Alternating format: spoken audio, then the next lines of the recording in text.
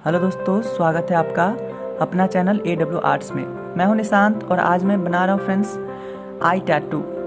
इस वीडियो को लास्ट तक देखिएगा दोस्तों, क्योंकि ये बहुत ही अच्छा और बहुत ही रियलिस्टिक टैटू बनने वाला है। ऐसे लगेगा फ्रेंड्स कि ये रियल का आई बना हुआ है।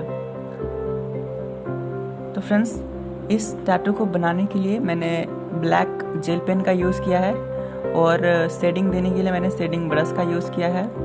तो फ्रेंड्स, वीडियो को लास्ट तक देख के जाइएगा और हमें एक कमेंट करके ज़रूर बताना फ्रेंड्स कि ये टैटू कैसा बना है।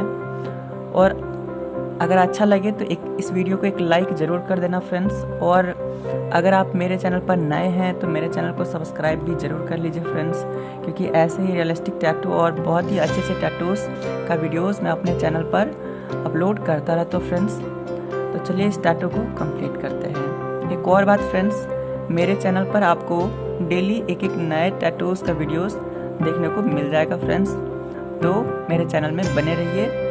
चलिए फ्रेंड्स, इस टैटू को कंप्लीट करते हैं।